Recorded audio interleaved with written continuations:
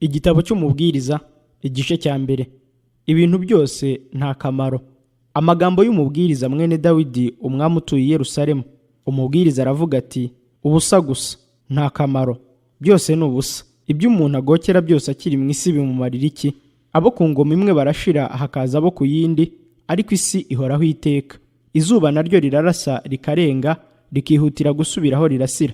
Umuyaga uhuha werekeye ikusi, ugahindukirira ikasikazi, uhora unyuranamo mu rugendo rwawo, kandi ugaruka kuzenguruka mu nzira zawo.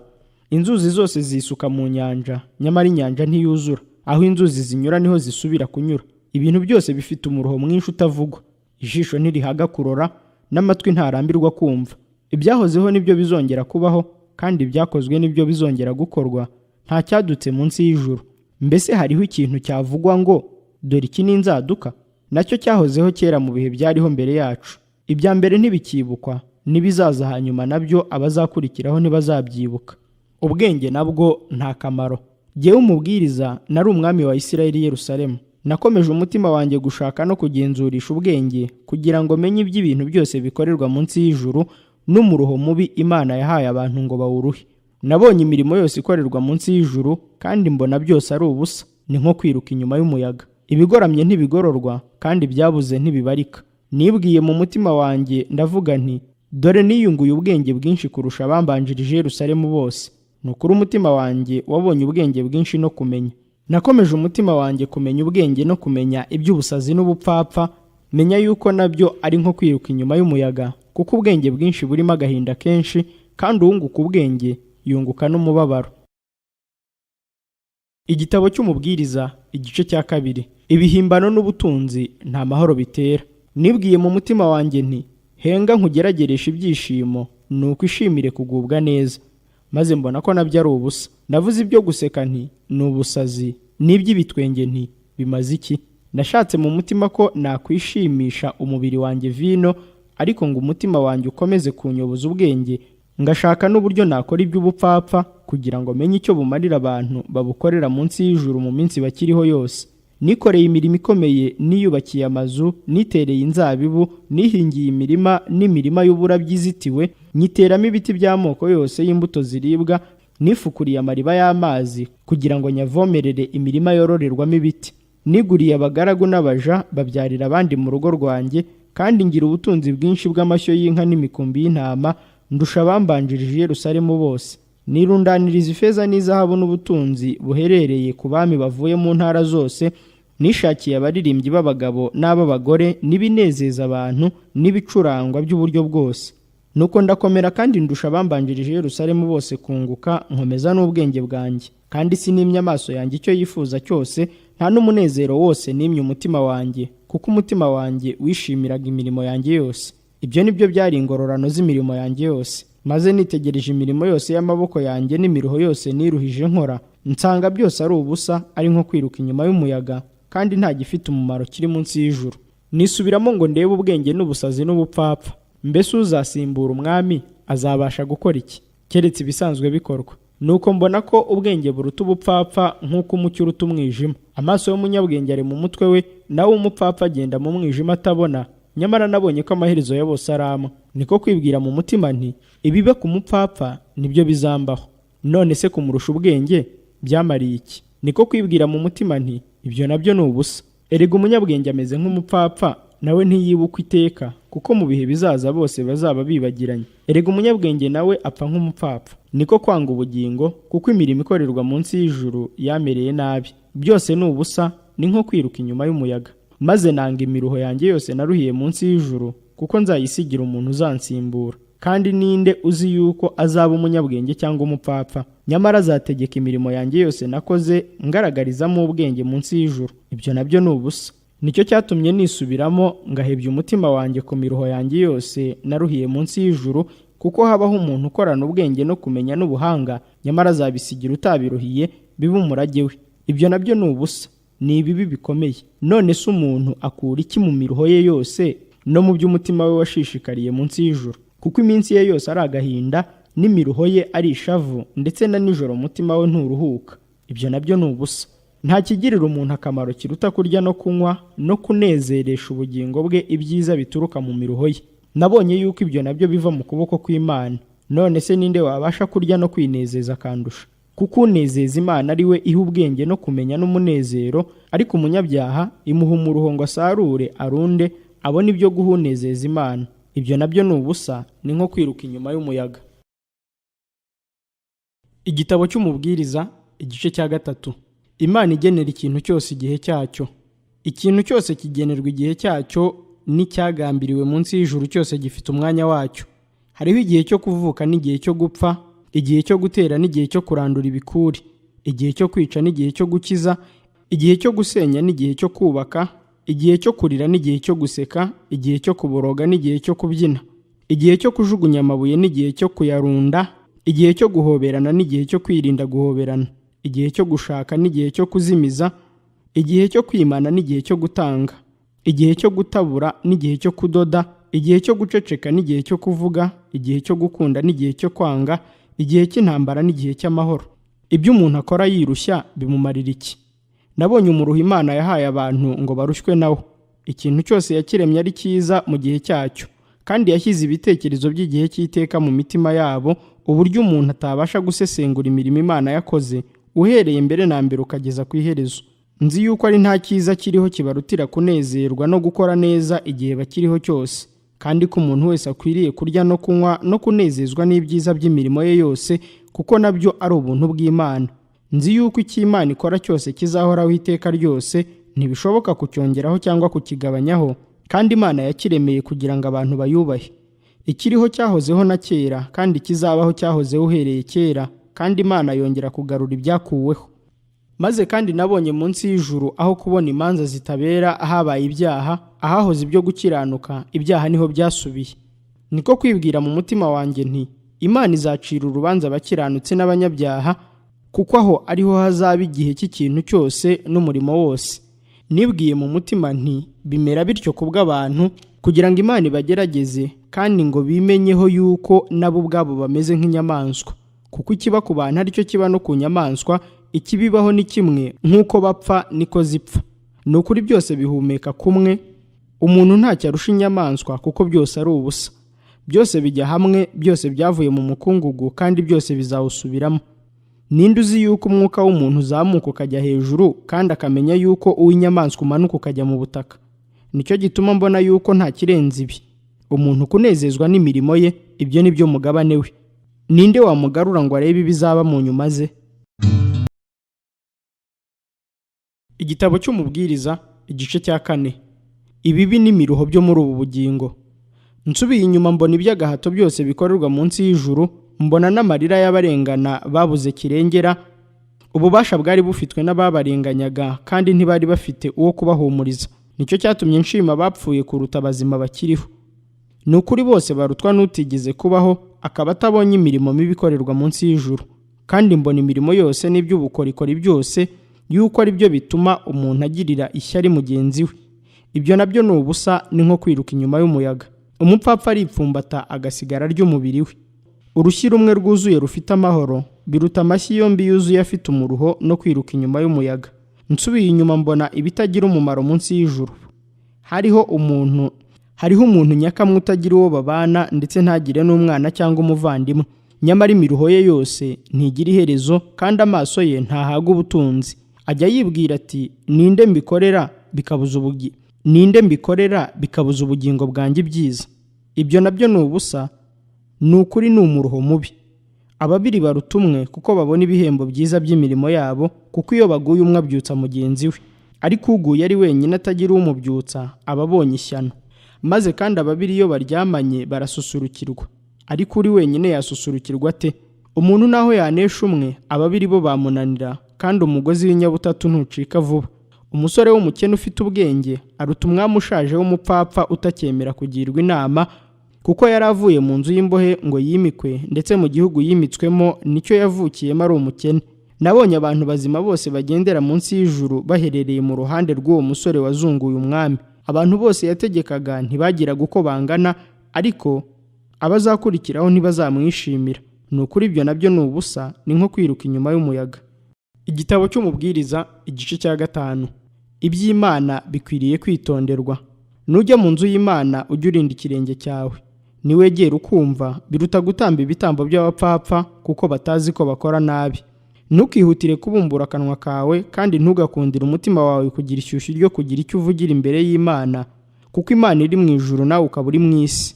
Nuko rero amagambo yawe ajya aba make. Inzozi zizanwa n'imiruho myinshi, kandi ijwi ry'umupfapfa rimenyekanira ku magambo menshi. Nuhigira Imana umuhigo, ntugatinde kuwuhigura, kuko itanezerewe abapfapfa. Ujye uhigura icyo wahize. Guhiga umuhigo ntuwuhigure, birutwa no kutawuhiga. Ntugakundire akanwa kawe gucumuza umubiri wawe, kandi ntukavugire imbere ya marayika uti narafuditse. Kuko Imana yarakarira ijwi ryawe, ikarimbura umurimo w'amaboko yawe. Nk'uko mu nzozi nyinshi harimo ibitagira umumaro byinshi, no mu magambo menshi niko bimeze. Ariko woweho ujye wubaha Imana. Ubutunzi bukwiriye gukoreshwa mu buryo bwiza. Nubona mu ntara umukene urengana n'abanyarugomo bakuraho imanza zitabera no gukiranuka, ntibikagutangaze, kuko isumbya abakuru bukuru ibyitegereza, kandi hariho abakuru babarengeje. Nyamara uburumbuke bw'igihugu ni ubwa bose, umwami nawe ubwe atungwa no guhingirwa. Ukunda ifeza ntabwo ahaga ifeza, n'ukunda kunguka byinshi nawe nuko. Ibyo nabyo ni ubusa. Iyo ibintu bigwiriye, ababirya nabo baragwira. Nyirabyo aba yungutse iki kitari ukubirebesha amaso gusa? Ibitotsi by'umukozi bimugwa neza, n'iyo ariye bike cyangwa byinshi, ariko guhaga k'umukire kumubuza gusinzira. Hariho ikibi gikabije nabonye munsi y'ijuru, nicyo butunzi nyirabwo yibikiye bukamutera amakuba. Ubwo butunzi bukamarwa no guhomba, kandi iyo abyaye umwana ntabona icyo amupfumbatisha. Uko yavuye mu nda ya nyina ari umutumbure, azagenda atyo nk'uko yaje, ari ntacyo azajyana cy'ibyo yaruhiye yatwara mu ntoki. Icyo nacyo ni ikibi gikabije, kuko uko yaje ariko azagenda. Byamumariye iki gukorera umuyaga? Iminsi ariho yose arira mu mwijima, abona umubabaro mwinshi, agira indwara n'uburakari. Dore icyo nabonye kibereye umuntu cyiza kandi kimutunganiye, ni ukurya no kunywa no kunezezwa n'ibyiza by'imirimo ye yose akorera munsi y'ijuru mu minsi yose akiriho, iyo Imana yamuhaye, kuko ibyo ari byo mugabane we. Kandi umuntu wese Imana yahaye ubutunzi n'ubukire ikamuha kubirya, akiha umugabane we akanezezwa n'umurimo we, ibyo ni ubuntu bw'Imana. Imana izagwiza umunezero mu mutima we, bituma atibaza cyane iminsi azamara akiriho. Igitabo cy'Umubwiriza, igice cya 6. Iherezo rya byose ni urupfu. Hariho ikibi nabonye munsi y'ijuru kijya kiremerera abantu. Umuntu Imana yahaye ubutunzi n'ubukire n'icyubahiro ntabure ibyo umutima we wifuza byose, ariko Imana ntimuhinda yo kubirya, ahubwo umushyitsi akaba ari we ubyirira. Ibyo nabyo ni ubusa, ni indwara mbi. Umuntu ubyaye abana 100 akarama imyaka myinshi, iminsi yo kubaho kwe ikagwira, ariko umutima we ntuhaga ibyiza, akabura n'aho ahambwa. Ndavuga yuko bene uwo arutwa n'inda yavuyemo. Kuko iyo nda iza ari ubusa, ikagenda mu mwijima, kandi izina ryayo ritwikiriwe n'umwijima, ndetse ntiyigeze kubona izuba haba no kurimenya. Iyo nda ibiguwe neza kuruta wa wundi. Naho yarama imyaka 2000 atanezezwa n'ibyiza, mbese bose ntibajya hamwe? Imirimo yose umuntu akora aba akorera inda ye, nyamara ntashira umururumba. Umunyabwenge arusha umupfapfa iki? Umukene uzi kwitondera imbere y'abakiriho aba afite iki? Kubonesha amaso biruta kuzerereza umutima. Ibyo nabyo ni ubusa, ni nko kwiruka inyuma y'umuyaga. Ikiriho cyose cyiswe izina kera, kandi umuntu azwi icyo ari cyo, ntashobora kurwanya umurusha amaboko. Ko haba ibintu byinshi bigwiza ibitagira umumaro, ibyo byungura umuntu iki? Noneho ninde wamenya ikigirira umuntu umumaro akiriho? Mu minsi yose yo kubaho kwe kutagira umumaro igahita nk'igicucu. Ninde wabasha kubwira umuntu ibizaba munsi y'ijuru mu nyuma ze? Igitabo cy'Umubwiriza, igice cya 7. Kuvugwa neza kuruta amavuta atamye y'igiciro cyinshi, kandi umunsi wo gupfamo uruta umunsi wo kuvukamo. Kujya mu rugo rurimo imiborogo biruta kujya mu rugo rurimo ibirori, kuko ibyo ari byo herezo ry'abantu bose, kandi ukiriho azabihorana ku mutima we. Agahinda karuta guseka, kuko agahinda kagaragaye mu maso kanezeza umutima. Umutima w'abanyabwenge uri mu nzu y'imiborogo, ariko umutima w'abapfapfa uri mu nzu y'ibyishimo. Ibyiza ni ukwemera guhanwa n'umunyabwenge kuruta kumva indirimbo y'abapfapfa, kuko guseka k'umupfapfa kumeze nk'amahwa aturagurikira munsi y'inkono. Ibyo nabyo ni ubusa. Ni ukuri agahato gahindura umunyabwenge umupfapfa, kandi impongano zica ubwenge. Iherezo ry'ikintu riruta intangiriro yacyo, uw'umutima wihangana ruta uw'umutima w'umwibone. Ntukihutire kurakara mu mutima, kuko uburakari buba mu mutima w'umupfapfa. Ntukavuge uti ni iki cyatumye ibihe bya kera biruta iby'ubu? Ubwenge si bwo buguteye kubaza utyo? Ubwenge buhwanije ubwiza nk'iby'umuntu arazwe, ndetse burushaho kubonerera abakireba izuba. Kuko ubwenge ari ubwugamo nk'uko ifeza ari ubwugamo, ariko umumaro wo kumenya n'uyu, ni uko ubwenge burinda ubugingo bw'ubufite. Itegereza umurimo w'Imana. Ninde wabasha kugorora icyo yagoretse? Ku munsi w'amahirwe ujye wishima, no ku munsi w'amakuba ujye utekereza yuko Imana ariyo yaremye byombi ikabibangikanya, kugira ngo umuntu atazabona ibizaba mu nyuma ze. Ibi byose nabibonye mu minsi namaze y'imfabusa. Habaho umukiranutsi ukenyuka kandi akiranuka, kandi habaho umunyabyaha uramba kandi akora ibibi. Ntugakabye gukiranuka kandi ntiwigire umunyabwenge burengeranye. Ni kuki wirimbuza? Ntugashayishe gukora ibibi, ntukabe n'umupfapfa. Byakumarira iki gukenyuka? Ibyiza ni uko bimwe ubikomeza, ndetse ibindi ntukabikureho iminwe, kuko uwubaha Imana azava muri ibyo byose. Ubwenge butera umunyabwenge imbaraga kuruta abatware 10 bari mu mudugudu. Ni ukuri nta mukiranutsi uri mu isi ukora neza ntacumure. Kandi ntukite ku magambo yose avugwa, kugira ngo utumva umugaragu wawe agutuka, kuko kenshi mu mutima wawe nawe uzi ko watukaga abandi. Ibi byose nabigerageje mu bwenge. Naravuze nti nzaba umunyabwenge, ariko bumba kure. Ibiriho biri kuri kuzimu cyane, ninde wabishyikira? Ndahindukira maramaje mu mutima, kumenya no kugenzura no gushaka ubwenge no guhanuza ibintu, no kumenya ko ibibi ari ubupfapfa, kandi ko ubupfapfa ari ibisazi. Maze mbona ikintu kirusha ubupfu kurura. Ni umugore umeze nk'umutego n'incundura, n'amaboko ye akaba nk'ingoyi. Unezeza Imana azamurokoka, ariko umunyabyaha azafatwa nawe. Dore iki nicyo nabonye, negeranya kimwe n'ikindi, kugira ngo menye impamvu zabyo, ari cyo umutima wanjye ugishaka, ariko sindakibona. Mu bagabo 1000 nabonye umwe, ariko mu bagore bose nta n'umwe nabonye. Dore icyo nabonye gusa ni iki: nuko Imana yaremye umuntu utunganye, ariko abantu bishakiye ibihimbano byinshi. Igitabo cy'Umubwiriza, igice cya 8. Ninde umeze nk'umunyabwenge, kandi ninde uzi uko ikintu gisobanurwa? Ubwenge bw'umuntu butera mu maso he gucya, bukahamara umunya. Nkugiriye inama, ukomeze itegeko ry'umwami kubw'indahiro warahiye Imana. Ntukagire ubwira bwo gusezera, ntugashishikarire ikibi, kuko umwami akora icyo ashatse cyose. Erega ijambo ry'umwami rifite ububasha. Kandi ninde watinyuka kumubaza ati urakora ibiki? Ukomeza itegeko ntazamenya ikibi. Umutima w'umunyabwenge ugenzura ibihe n'imanza, kuko ikintu cyose kigira igihe cyacyo n'urubanza gicirwa, kandi imibabaro y'umuntu iramuvuna, kuko atazi ibizaba. Ninde wabasha kumubwira uko bizamera? Nta muntu ufite ububasha ku mwuka we kugira ngo awiyumirize, kandi nta bubasha afite bwo kwimira umunsi wo gupfa. Muri izo ntambara nta gusezererwa, uwitanze gukora ibibi ntibizamurokora. Ibi byose narabibonye, nerekeza umutima wanjye kumenya umurimo wose ukorerwa munsi y'ijuru. Haba ubwo umuntu agira ububasha ku wundi bwo kumugirira nabi. Nabonye abanyabibi bahambwa bakajya ikuzimu, kandi abakozi ibitunganye nabo bakurwa mu buturo bwera, bakibagirana mu murwa. Ibyo nabyo ni ubusa, kuko iteka ry'umurimo mubi rituzura vuba, nicyo gituma imitima y'abantu ishishikarira gukora ibibi. Nubwo umunyabyaha acumura akarijana ariko akaramba, nzi rwose yuko abubaha Imana bari imbere yayo ari bo bazamererwa neza. Ariko umunyabyaha we ntazamererwa neza, no kuramba ntazaramba, ndetse n'iminsi ye izaba nk'igicucu gihita, kuko atubaha Imana ari imbere yayo. Hariho ikitagira umumaro gikorerwa mu isi, nuko habaho abakiranutsi bababwaho n'ibikwiriye imirimo y'abakiranirwa, kandi habaho abanyabibi bababwaho n'ibikwiriye imirimo y'abakiranutsi. Niko kuvuga nti ibyo nabyo ni ubusa. Nuko mpera ko nshima ibitwenge, kuko munsi y'ijuru nta kirutira umuntu kurya no kunywa no kunezerwa, kuko ibyo ari byo bizagumana nawe mu miruho ye iminsi yose Imana yamuhaye kubaho munsi y'ijuru. Ubwo nerekezaga umutima wanjye kumenya ubwenge no kureba imirimo ikorerwa mu isi, kuko hariho uwibuza ibitotsi ku manywa na nijoro, nuko nitegereje imirimo y'Imana yose, nsanga yuko umuntu atabasha kugenzura umurimo wose ukorerwa munsi y'ijuru, kuko nubwo umuntu yakwihata kuwumenya atazawumenya, ndetse nubwo umunyabwenge yibwira ko azawumenya, ariko ntazawumenya. Igitabo cy'Umubwiriza, igice cya 9. Ababi n'abeza bagirirwa kumwe.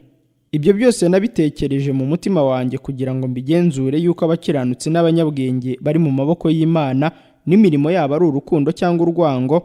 Umuntu ntacyo azi muri ibyo, byose biri imbere yabo. byose kuri bose bibageraho kumwe. Amaherezo y'abakiranutsi n'ay'abakiranirwa namwe, ay'umwiza uboneye n'ay'uwanduye, ay'utamba ibitambo n'ay'utabitamba. Uko umwiza amera niko n'umunyabyaha ameze, urahira ameze nk'utinya kurahira. Iki ni ikibi cyo muri byose bikorerwa munsi y'ijuru, yuko amaherezo ya byose ari amwe, kandi imitima y'abantu yuzuyemo ibibi, ndetse mu mitima y'abo bakiriho harimo ibisazi, ariko iherezo bazakurikira abapfuye babasangeyo. Ufatanya n'abazima bose aba agifite ibyiringiro, kuko imbwa nzima iruta intare ipfuye. Abazima bazi ko bazapfa, ariko abapfuye bo ntacyo bakizi, kandi nta ngororano bakizeye, kuko batakibukwa. Urukundo rwabo n'urwangano rwabo n'ishyari ryabo byose biba bishize, kandi nta mugabane bikizeye mu bikorerwa munsi y'ijuru byose kugeza ibihe byose. Igendere wirire ibyo kurya byawe wishimye, kandi winywere vino yawe n'umutima unezerewe, kuko Imana imaze kwemera imirimo yawe. Imyambaro yawe ihore yera, kandi mu mutwe wawe ntihakaburemo amavuta. Wishimane n'umugore wawe ukunda iminsi yose uzamara ukiriho, niyo Imana yaguhaye munsi y'ijuru yose ni iminsi yawe y'imfabusa. Kuko ibyo ari byo wagabanye muri ubu bugingo, kandi no mu miruho yawe ugokera munsi y'ijuru. Umurimo wawe wose werekejeho amaboko yawe uwukorane umwete, kuko ikuzimu aho uzajya nta mirimo nta n'imigambi uzahabona, haba no kumenya cyangwa ubwenge. Nongeye kubona munsi y'ijuru, mbona yuko aho basiganwa abanyambaraga atari bo basiga abandi, kandi mu ntambara intwara atari zo zitsinda, ndetse abanyabwenge si bo babona ibyo kurya, n'abajijutse si bo bagira ubutunzi, n'abahanga si bo bafite igikundiro, ahubwo ibihe n'ibigwirira umuntu biba kuri bose. Erega nta muntu uzi igihe cye. Uko amafi afatwa mu rushundura n'inyoni nazo zikagwa mu mutego, uko niko abantu nabo bategwa mu gihe cy'amakuba iyo baguwe gitumo. Kandi nabonye ubwenge munsi y'ijuru bwambereye igikomeye. Hariho umudugudu muto urimo abantu bake, maze haza umwami ukomeye arawutera arawugota, awurundaho ibirundo byo kuririraho. Nuko habonekamo umukene uzi ubwenge, akirisha uwo mudugudu ubwenge bwe, nyamara nta muntu wibutse uwo mukene. Mpera ko ndavuga nti, ubwenge buruta imbaraga. Ariko rero ubwenge bw'umukene burahinyurwa, kandi amagambo ye ntiyumvikana. Amagambo y'umunyabwenge avugirwa hiherereye aruta urusaku rw'umutwaro utwara abapfapfa. Ubwenge buruta intwaro z'intambara, ariko umunyabyaha umwe arimbura ibyiza byinshi. Igitabo cy'umubwiriza, igice cya 10. Ubwenge n'ubupfu uko bimeze. Isazi zipfuye zituma amadahano yoshejwe n'abosa anuka nabi, niko ubupfapfa buke bwonona ubwenge n'icyubahiro. Umutima w'umunyabwenge uri iburyo bwe, ariko umutima w'umupfapfa uri ibumoso bwe. Ariko kandi iyo umupfapfa ari mu nzira, ubwenge buramucika, umuntu abonye wese akamwita umupfu. Umutegetsi nakurakarira ntukamuhunge, kuko gutuza guhosha ibicumuro bikomeye. Hariho ikibi nabonye munsi y'ijuru, nicyo gicumuro gikorwa n'umutegetsi. Abapfapfa bashyirwa imbere, kandi imfura zigasubizwa inyuma. Nabonye abaretwa bagendera ku mafarashi, nabyo ibikomangoma bigendesha amaguru nk'abaretwa. Ucukura urwobo azarugwamo, kandi umena urugo inzoka izamurya. Ucukura amabuye azakomeretswa nayo, n'uwasi inkwi zimushyira mu kaga.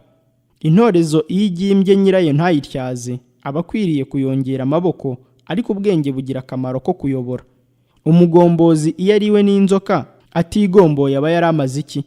Amagambo ava mu kanwa k'umunyabwenge amutera igikundiro, ariko iminwa y'umupfapfa izamuroha mu rumira. Itangira ry'amagambo ava mu kanwa ke ni ubupfapfa, kandi iherezo ry'amagambo ye ni ubusazi butera amahane. Umupfapfa ahomboka mu magambo menshi. Umuntu ntazi ibizaba, kandi bizaba mu nyuma ze, ninde wabasha kubimubwira? Imirimo y'abapfapfa ibananiza bose, kuko umupfapfa atazi uko akwiriye kujya ku murwa. Wa gihugu we, iyo ufite umwami ari umwana muto, kandi ibikomangoma byawe bikaba ibiryakare, uba ubonye ishyano. Wa gihugu we, uba uhiriwe iyo ufite umwana w'imfuraho umwami, kandi ibikomangoma byawe bikarya mu gihe gikwiriye, kugira ngo bigire amagara bitarimo isindwe. Ubute bugoramisha igisenge, kandi amaboko adeha atuma inzu iva. Ibirori bigirirwa gusetsa, kandi vino inezeza ubugingo, kandi ifeza niyo isubiza ibintu byose. Ntugatuke umwami, ndetse ntukabitekereze. Ntugatuke abakire uri mu nzu uryamamo, kuko inyoni yo mu kirere yagurukana ijwi ryawe, kandi igifite amababa cyabyamamaza. Igitabo cy'umubwiriza, igice cya 11. Kora ibyiza ugifite uburyo. Nyanyagiza imbuto yawe ku mazi, kuko igihe nigisohora uzayibona hashize iminsi myinshi. ubigabanye 7 ndetse n'8, kuko utazi ibyago bizatera ku isi ibyo ari byo. Iyo ibicu byuzuwemo n'imvura biyisandaza ku isi, kandi igiti iyo kiguye cyerekeye ikusi cyangwa ikasikazi, aho kiguye niho kiguma. Uhora yitegereza umuyaga ntabiba, kandi uhora areba ibicu ntasarura. Uko utazi inzira y'umuyaga iyo ari yo, cyangwa uko amagufwa akurira mu nda y'utwite, niko utazi imirimo y'Imana ikora byose. Mu gitondo ujye ubiba imbuto zawe, kandi nimugoroba ntukaruhure ukuboko kwawe, kuko utazi ikizera ari iki cyangwa kiriya, cyangwa yuko byombi bizahwanya kuba byiza. Nukuri umucyo uranezeza, kandi kureba izuba bishimisha amaso. Nukuri umuntu narama imyaka myinshi akwiriye kuyinezererwamo yose, ariko ntakibagirwe iminsi y'umwijima, kuko izaba myinshi. Ibibaho byose ni ubusa. Wa musore we, ishimira ubusore bwawe n'umutima wawe ukunezeze mu minsi y'ubuto bwawe, kandi ujye ugenda mu nzira umutima wawe ushaka no mu mucyo wo mu maso yawe, ariko menya yuko ibyo byose bizatuma Imana igushyira mu rubanza. Nuko rero ikura umubabaro mu mutima wawe, kandi utandukanye umubiri wawe n'ibibi bikube kure, kuko ubuto n'ubusore ari ubusa. Igitabo cy'Umubwiriza, igice cya 12. Ujye wibuka umuremyi wawe mu minsi y'ubusore bwawe, iminsi mibi itaraza n'imyaka itaragera, ubwo uzaba uvuga uti sinejejwe nabyo. Izuba n'umucyo n'ukwezi n'inyenyeri bitarijimishwa, n'ibicu bitaragaruka imvura ihise, n'igihe abarinzi b'inzu bazahinda umushyitsi, kandi intwari zikunama n'abasyi bakarorera kuko babaye bake, n'abarungurukira mu madirishya bagahuma, kandi imiryango yerekeye ku nzira igakingwa, n'ijwi ry'ingasire rigaceceka, kandi umuntu akabyutswa n'ubunyoni, n'abakobwa baririmba bose bagacishwa bugufi. Ni ukuri bazatinya ibiri hejuru, bafatirwe n'ubwoba mu nzira, kandi igiti cy'umuruzi kizarabya, n'igihore kizaba kiremereye, kandi kwifuza kuzabura. Kuko umuntu aba ajya iwabo hiteka, abarira bakabungerera mu mayira, akagozi k'ifeza kataracika, n'urwabya rw'izahabu rutarameneka, n'ikibindi kitaramenekera ku isoko, n'uruziga rutaravunikira ku iriba, n'umukungugu ugasubira mu butaka uko wahoze, n'umwuka ugasubira ku Mana yawutanze. Nuko umubwiriza aravuga ati, ni ubusa gusa, nta kamaro, byose ni ubusa. Nta kindi gifite akamaro atari ukubaha Imana. Maze kandi kuko umubwiriza yari umunyabwenge, yakomeje kwigisha abantu ubwenge. Ni ukuri yaratekereje, agenzura ibintu, aringaniza imigani myinshi. Umubwiriza yashatse kumenya amagambo akwiriye n'ibyanditswe bitunganye, iby'amagambo y'ukuri. Amagambo y'abanyabwenge ameze nk'ibihosho, n'amagambo y'abakuru b'amateraniro ameze nk'imbereri zishimangiwe cyane, yatanzwe n'umwungeri umwe. Ariko kandi mwana wanjye, uhuguke. Kwandika ibitabo byinshi ntibigira iherezo, kandi kwiga cyane binaniza umubiri. Iyi niyo ndunduro y'ijambo, byose byarumviswe. Wubaha Imana kandi ukomeze amategeko yayo, kuko ibyo ari byo bikwiriye umuntu wese. Kuko Imana izazana umurimo wose mu manza, n'igihishwe cyose ari icyiza cyangwa ikibi.